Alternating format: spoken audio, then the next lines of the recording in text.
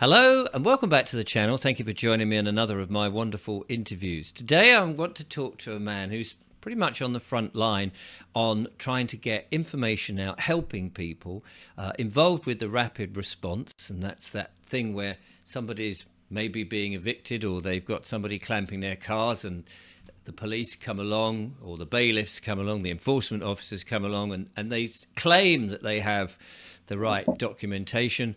But it turns out that they haven't. And sometimes the dear old police constable needs to be educated into what's really going on and what their involvement is.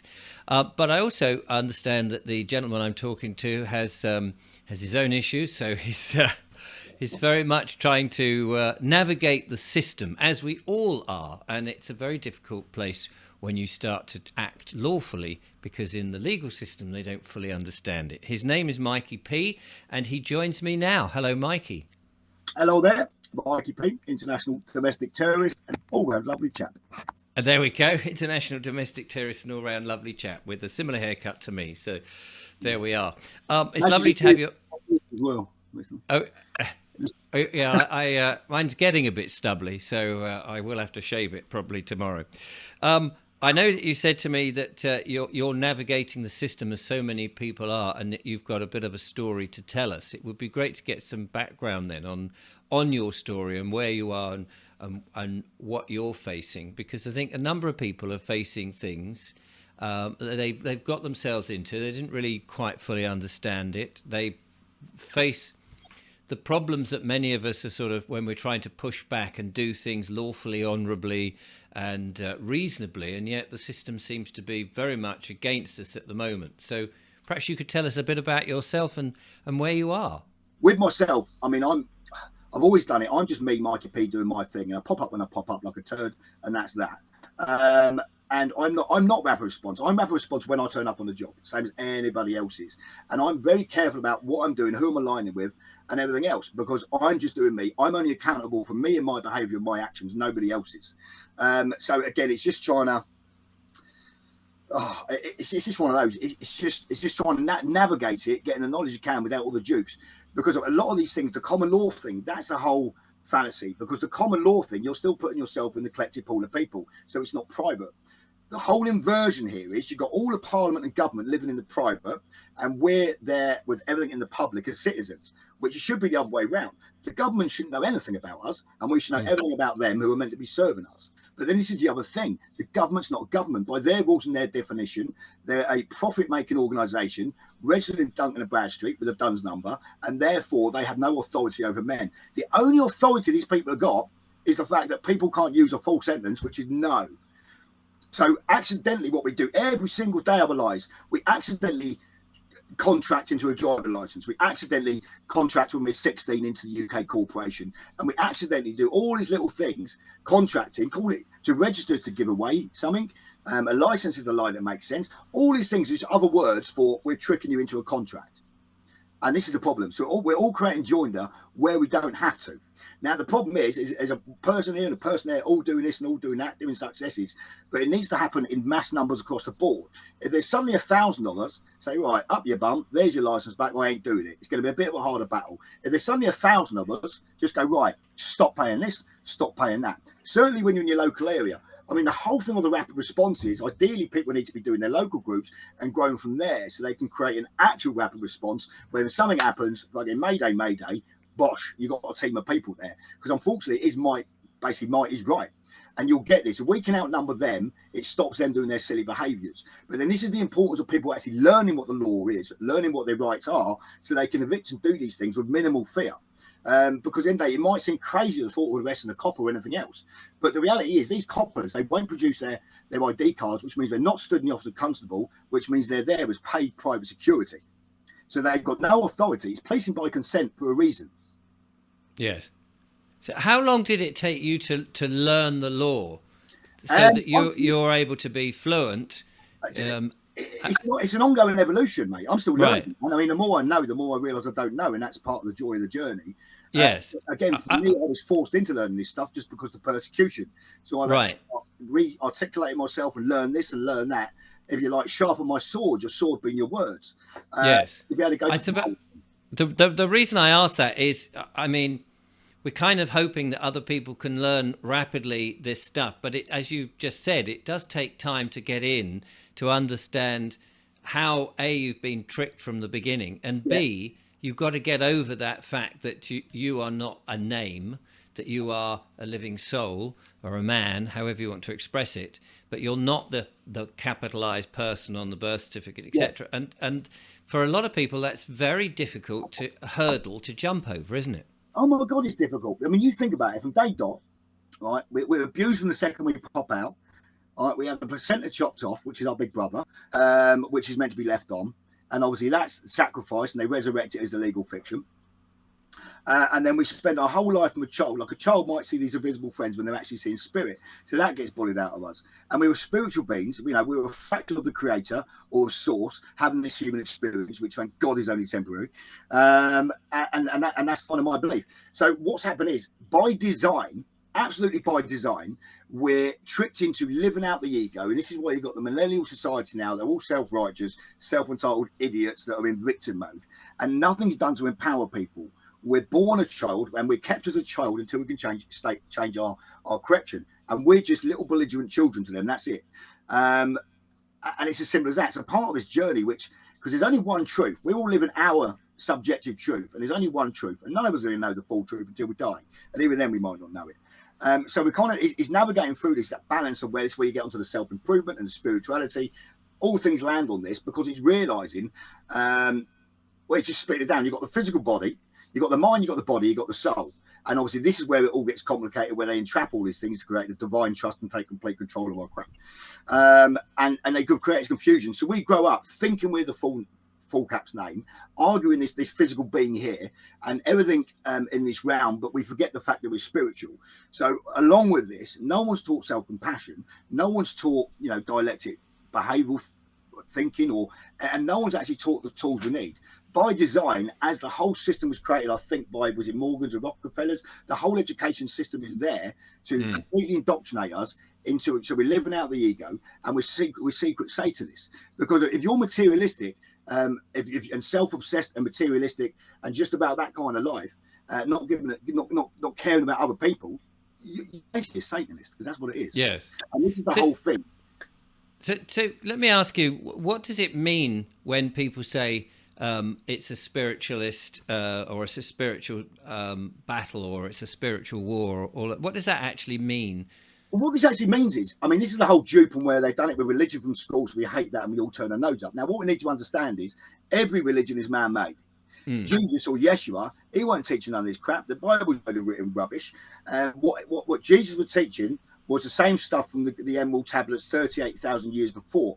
And this is doing the opposite of what the Bible and everything tells us. We're not going out and worshipping narcissistic gods who've got that much of an ego. They need our attention 24/7 and need us to live a life of guilt. That's nonsense. A dog is more the depiction of what the true creator is going to be. So what does it mean to you then when you sort of express, we're spiritual beings having a physical? What does that, what does that actually mean? For me and my understanding, this is kind of my analogy of it. Like water, yes, we arrive here pure. And our whole mission is to get back home as pure as possible, a bit like rainwater. So where this is a spiritual war, and I still sound cuckoo when I say about this, this is a spiritual war of the deepest depths. And we are talking Satan. We are talking a God. We're talking multiple gods. We're talking, this is the what's the word? I want to say metaverse, but that's not the right word. I can't think of it. I can't think of the word. The stuff that we can't see that very much exists, and this is what they touch on. Like the ether. Yeah, all this kind of stuff. This is stuff that exists, but because we can't see it and we're not taught it, it just sounds like gobbledygook. And I'll put stuff in the movies, which is obviously where they expose the truth, because Hollywood is the wood they make wands with, and da da da da da da. So what does it all mean to me? I just asked that question again because my brain's gone off on one. Yeah. So, well, what is the spirituality to you? What does it mean? Because it obviously means lots of different things to different people, and it's it can be very confusing when people say, "Oh, this is a spiritual war," because you think, well, that sometimes pictures up images of sort of angels and devils fighting in, I don't know, in the sky or in the ether. What does it mean when? I believe that's a real thing, because an angel is just an angle of light, a fractal light from source, as we all are. So Right. again, my translation of what is it? I mean, we are talking spirits, we are talking all the stuff we can't see, and there's so many forces at play, to the point they manipulate with our energetic synchronization of our own planet, because we should be on the lunar cycle, on a 28-day cycle. It should be a 13-month year, because Dis is 10, Oct is 8, Sept is 7. It's in plain sight. So what they've done, that they perverted that, so we're not actually in synchronicity with the actual energetic cycle of the planet, if you like, because we'll have a menopause, if you like. And this is where, again, the message from Jesus and this lot done with the Kundalini and the 33 vertebrae and the sacred secretion and all that shenanigans. Again, it's going inside for the answers. And that's where all that comes from. So to answer the question, what does it mean to me, the whole spiritual thing? That's not an easy question to answer, actually. For me, ultimately, it's about truth. That's all there is, whether you like it or lump it. And again, part of the spirituality, really, and this is where the work comes into self. God imprinted the law in our hearts and our minds, and that's our conscience, that's our integrity. We know a 3-year-old child knows when they've done a naughty. They know. Right. A dog knows when he's done a naughty. And this is what's happened: is people have stopped living in their conscious minds and been self-accountable. So for me, the part of the spiritual war, it's so multi-layered from an energetic point of view, the way they use money as energy, to the way they have prison cells being square, because then energy can't move, so they harness your energy there. And this is literally where, you know, there's literally some evil thing that feeds off this. And I don't know the full ins and outs. But an example, through the COVID, every time they lay down bad news, if you look at how Parliament's created, it's actually an energy harnessing machine. So when they're there giving whatever out from Parliament, they're then harnessing the energy. Just look at the timelines through COVID. Sorry to interrupt. I've heard this a lot, where they say, oh, they're harvesting the energy. What does that mean when you say harvesting the energy? I mean, energy is something you can't really see, isn't it? How are they harnessing it? Energy is the start and beginning of everything. Everything's energy. Everything's energy or frequency. But how are they harvesting it? Well, I don't necessarily know the science behind this, but it was actually, I learned this off of that Rachel, the one that used to be on the Dragon's Den, and she does a really good explanation on this, the way it's done. So if you look at the timeline through this, on full moons, solstices, and on certain dates, they lay out the bad news, because then you've got that collective bad energy of whatever the low frequency is of anxiety and stuff, like the ambulance strike, and then they harness that. I don't know the ins and outs exactly how it works, but that's definitely what's happening. Right. So that level of energy harnessing. Money's a form of energy. Money ain't worth anything. There's no backing of it. The pure value of money is the fear that's attached to it. And then you look at all the terminology of this, your currency, bank, all these kind of things. It's all energy related or maritime related. It's basically a very complicated one to explain. So basically, to consolidate this, I don't know how much I'm confusing this answer. Spirituality to me is just about being truth, self-aware and self-accountable. We don't need to be looking to everyone else for the answers per se. We don't need to be looking for authority. We are our highest authority. We are our own gods in our own right. And it's up to us to manage ourselves. But that means putting on your big boy pants and your big girl knickers. And if you want to run around saying you're sovereign, to be sovereign, that means total ownership. So if I want to drive around with no license because I've rescinded it, now it's up to me. If I have an accident, that's now down to me as a grown man to remedy the harm that I've caused. And this is part of the spiritual journey, is when you do a wrong, you clear up your side of the street as soon as you can. Because the issue we got is, we got our emotionalness, if you like, our survival brain, it just does. And then we've got our logical brain is doing the same process, but takes a lot longer. That's the reason you'll say or do a thing, and then your conscience kicks in 10 minutes later, an hour later, oh shit, sorry, mate, I was out of order there, shouldn't have said that. And it's trying to find that balance there, because again, by design, we're all running around acting out of our emotions. And this is kind of, and again, not realizing the powerful beings we are. Every single one of us, if we can just sit down, shut up, find the silence, look for the answers indoors, every single person here potentially can get to the level of Yeshua or get to the level of Thoth, because there's nothing magical about them. All Jesus was, he hit God consciousness a lot faster than the average man by going away and doing stuff. And it's about doing that. And again, everything just stands back to one thing, which involves sitting down, being quiet and going within, which I don't do anywhere near enough of. And getting ourselves, expanding that window of tolerance so we can live on heaven on earth, because we've got hell on earth and heaven on earth. I believe we're here on a soul contract. So if that's the case, you can't then get punished for hell. So, and it's as simple as that. Right. Okay. So, I mean, and you say it, it's as simple as that. how do we then convince other people who are very much in the materialistic world, and as you say, they don't listen to themselves, they don't do that inner work, as it were? How do we move people to that? Well, it's kind of one of those things. Through my learnings through rehab and everything else, if we talking to you, so I'm saying, right, Richard, you're a knobhead, or right, Richard, you need to do this to help yourself. Your response subconsciously is going to be exactly the same. Whoa. So all we can do is try not to talk on the attack, talk in the eye, lay down the seeds for them to take whatever they want without the pressure. But ultimately, it's about becoming the best version of ourselves and reaching the most powerful position I believe you can get to, which is inspiring people. Because there's a big difference between empowering people and rescuing people. And my personal opinion, I try not to rescue people. I would rather give them the information or point them in the right direction to get the information to empower them. Because the only way to remove ignorance is knowledge, and freedom and ignorance cannot coexist in one's mind. So really, all these things, although a lot of us have gone around the mill to learn all this stuff, it isn't actually that complicated. It's just really basic. First rule of commerce, to create is the controller. Man created government, and that's the end of it, really. But it's just our actions that keep saying what the government want us to do, and us acting upon it and taking those orders, which give them the power. They haven't got any. And this is the dupe. People are indoctrinated into thinking police have power, and these people have power. The only power they've got is the power we give them from our ignorance. Yes.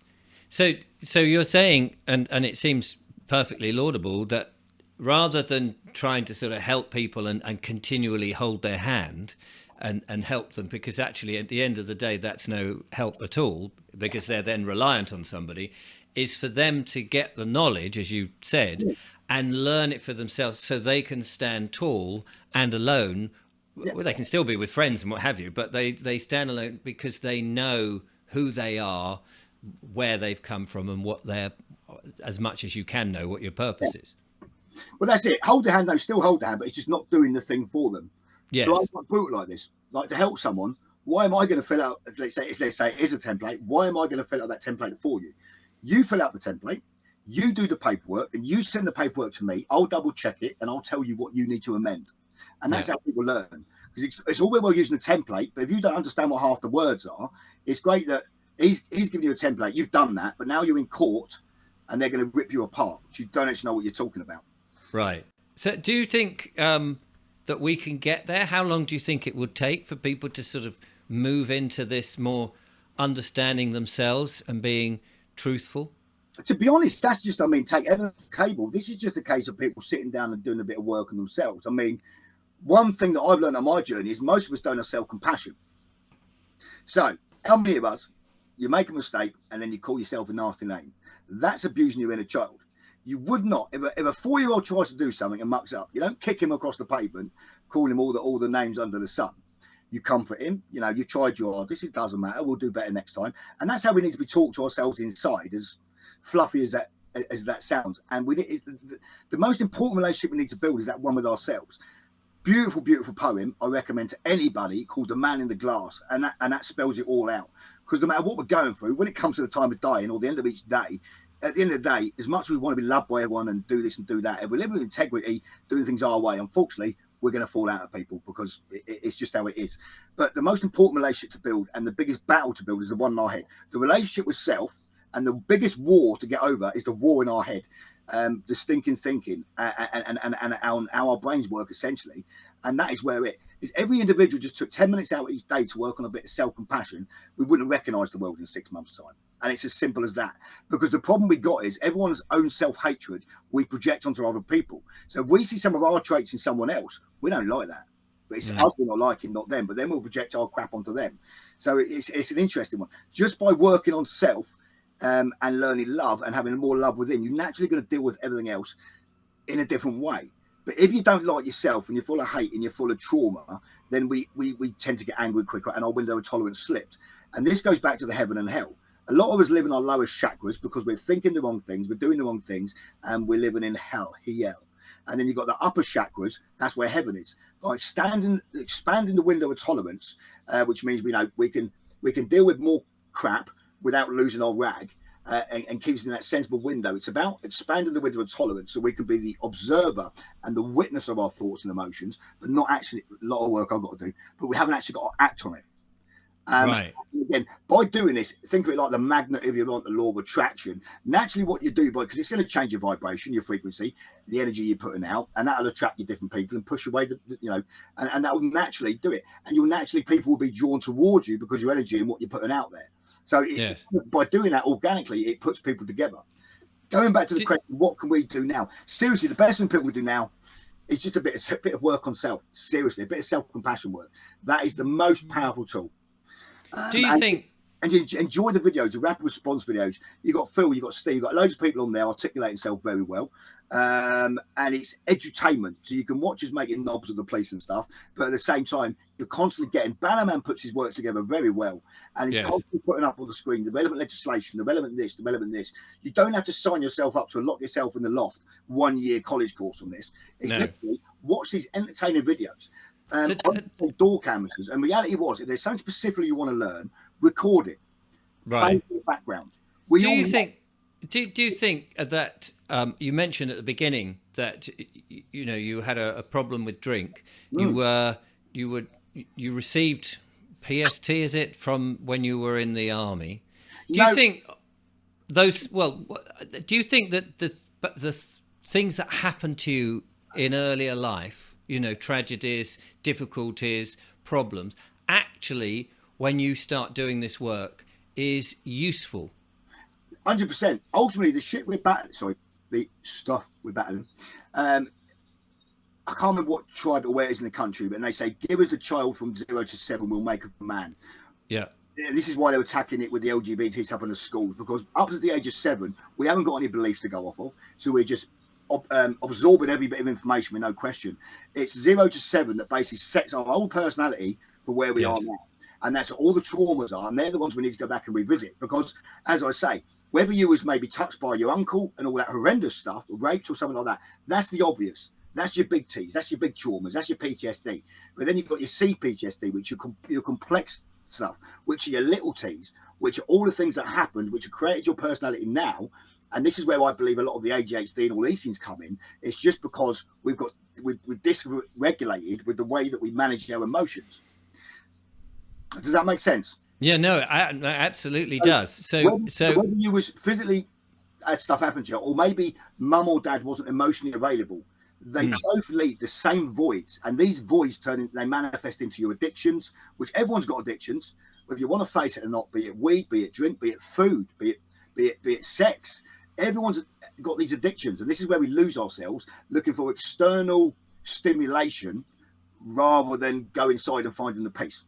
Yes. But what's interesting, though, is when you meet people like yourself, and I've met several people on the journey that I've been on, there all seems to be some sort of trauma in the past, which they've managed to not necessarily conquer, but it's helped them understand who they are and put them on the journey. Whereas other people who've had everything fall into their lap, because they haven't had so many hardships, and you might say that about certain people who are born into a lot of money or the silver spoon, they're still in the very materialistic world. They haven't had to look at themselves in the mirror and say, what am I doing? Yeah, because everyone's living their own individual truth, aren't they? So you only know what you know. But even these people, because you think someone's come from a rich background, everything else, they're going to have their own traumas, because it might seem like at face perfect. He got a new car, mummy and daddy bought in this, mummy and daddy bought the first house. That's all great materialistic crap. But the reality was mum and dad emotionally available? Did you spend much time with dad? Could you have an emotional conversation with dad? Or was dad a bit of a knob about stuff? Actually, did your dad create some problems by, be a man about it and not talk about emotions? So it doesn't matter what background you're from, even if it's the perfect upbringing. If you didn't have the emotional available parents, you got sent off to boarding school, all this stuff, this all leaves its voids. Yes. It all just affects people in different ways. A lot of people from addiction, through like AA and these things, and the 12-step program, it gets you onto a spiritual path. I don't align with a lot of that for whatever reasons. I've come away from that. I'm a lot more deep in my spiritual journey. But it's exactly the same thing. So it's these... So all these trauma, they kind of will manifest. But what happens is, I think, the way I like to explain it is, once you're broken enough and you're full of cracks, then your ego gets put down and you've got enough cracks to let the light go in. So the best thing that happened to me was become an alcohol dependent, and just in time as well, because I had to you can bring what bottom up to you, but I'm old fashioned. I like to cause a bit of crap in my life. So I had to hit rock bottom and try and kill myself and become everything I hated to be broken enough. Because what I think happens, and it's just my belief, you've got the good and the evil, the natural law of polarity. One can't exist without the other. So we've got the dark side and the light side within us. And if we're not picking up the subtleties of angel numbers and all these wonderful fluffy things, then they have to pull in a favour from the dark side who comes in to beat us down, to drop our egos, to beg for help. And then when we're in that state of vulnerability, that's when we make the changes. So inevitably through the AA programs and these things, people end up getting onto the spiritual path. And weird enough, a lot of the people in the movement come from a trauma background. But then what it also gives us, you can't regret this stuff, because every trauma we've been through that we've worked out how to get out, that means we can create a bridge and explain to people, right, listen, live off my mistakes, don't do it yourself. And it puts us in a position to help people, which we're going to need when this shit show collapses. And it will. There's going to be a lot of people who, you know, we'll need that. And their whole world's about to be flipped on its arse. There's going to be a lot of suicides, a lot of depression. We need to, they're not the enemy. The enemy is the government. Even Jesus says this. And the enemy is the government, is the crown, and it's all these people. They're not the people that have just not got the knowledge we've got. That's all it is a lack of knowledge. And as much as they're knobheads towards us, and they are, right, when this collapses, it's up to us to essentially hold their hand and guide them through. Because we've all been screwed over. It's just a lot of us were blessed enough to wake up. And for whatever reasons, we've woke up. It doesn't make us special. No one's special. It just means we're luckily that we've been given the opportunity through our traumas or anything else to get onto the right path at the right time. And unfortunately, these other poor people, they've been lied to and they've been completely screwed. And what's even worse is they don't even realise it. And that's what makes it worse. Well, Mikey P, I think you've given people a lot of hope, particularly those who are going through tough times and thinking, what's happening to me and what have you. The fact that all of this is redeemable and actually it's valuable experience, and that you, as you so mentioned, you get to the point where so many cracks are in you that it's only the light left that can come back, which is fantastic. I very much appreciate you sharing your story and your belief. And I think that's going to inspire a lot of people. So thank you so much. Can I just chuck in another 10 pence worth? This is very close to me. Last year, always try and hold myself together here when I talk about it. So last year I had already going, bear with me. So last year I lost my big bro to suicide. I couldn't go to his funeral, weirdly enough, because of these warrants I had then. He took on the battles, but not the knowledge. So he took on the battles with the system, but remained ignorant, and it's too much for him. So he killed himself. So the reason I'm sharing that is because everyone out there, it doesn't take a lot for someone to get to that point. So everybody, keep an eye on your mates. If they stop talking, get round there, go and see them. If you're struggling, reach out. Through the army, through society, through everything that's been done, men just don't. They feel weak if they reach out for help, when in fact reaching out for help is a massive sign of strength. So quite funny, this is where the self-compassion comes in. Who gives a shit what people think here? The only person you can worry about is you. Reach out and get help. There's plenty of help out there, and when you start talking to people, we've all screwed up. That thing that we think only we're going through, no, we ain't. Loads of people have gone through it, going through it, or going to go through it. We are not alone. When you start actually talking to people, expressing your story, there's no one's special out there. Everyone's going through the same shit. And as soon as we realise this and realise we're on the same side and can have open discourse without judgment, and the piss being taken out of us with our friends, this is where it's about. This is where the healing happens. The healing doesn't happen from somebody who's done a 4-year college course and read a few books. You could do this, do that. The healing happens from the people that need healing by engaging with people, talking about it, how you're feeling, creating a third mind and talking logically to get out of the situation and connecting. Don't isolate, guys. Don't do it. Reach out. Your body and ego will stop you doing things which are good for you for whatever bizarre reason, like Radio Mikey will call it. But ignore that. If you're struggling, reach out. For the love of God, reach out. Reach out in a group, reach out to an individual, but don't suffer in silence. You are not alone. And listen, if this shithouse council kid is never going to achieve anything, if I can get out there and yes, I can articulate myself well on video and everything else, I'm no different to anybody else. I shouldn't believe the same. I'm just lucky enough I've done door counselling and stuff like that and the work on self to build my confidence. This is not unattainable for anybody. I am nothing special. I'm a nobody. I just pop up here and there like a turd, and people listen. Everyone's got the capability of doing this. Don't look at the video and think, I can't do that. You can do that. You have a conversation every day with people. That's all you're doing, is having a conversation. The stories that come up in our mind, in the theatre of the mind, we project into the future, creating anxiety. But all these, this is going to go wrong, that can go wrong. Pretty much none of that really ever happens. So it's just fighting through that fear factor. If you like, feel the fear and do it anyway. That's a good book to read.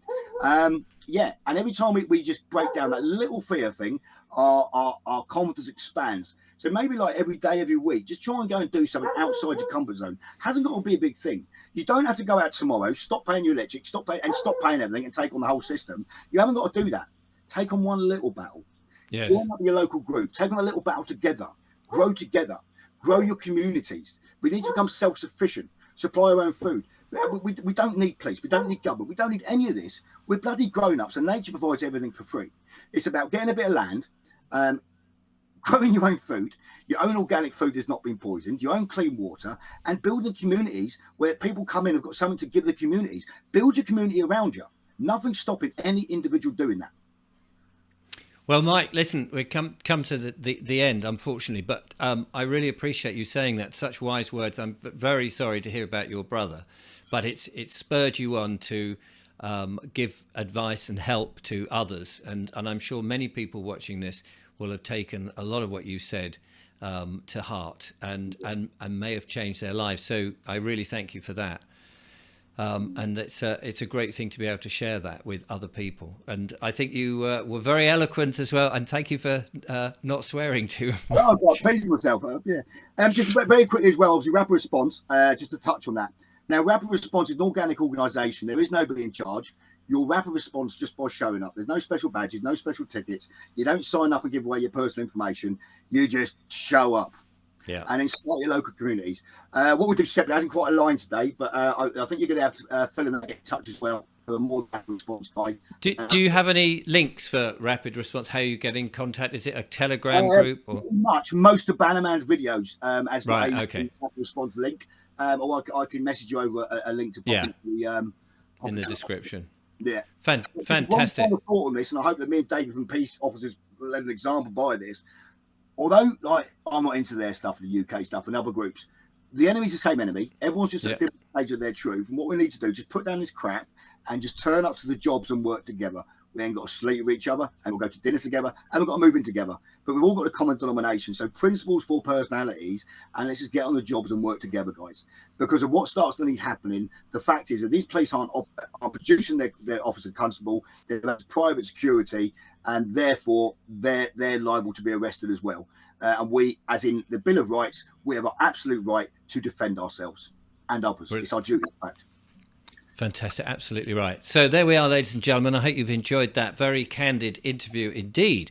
And I very much appreciate Mikey P for coming on and being so honest with us. I will be back, of course, with more monologues and wonderful guests. But until then, from Mikey P and myself, thank you so much for watching. Till next time. Much love. Goodbye.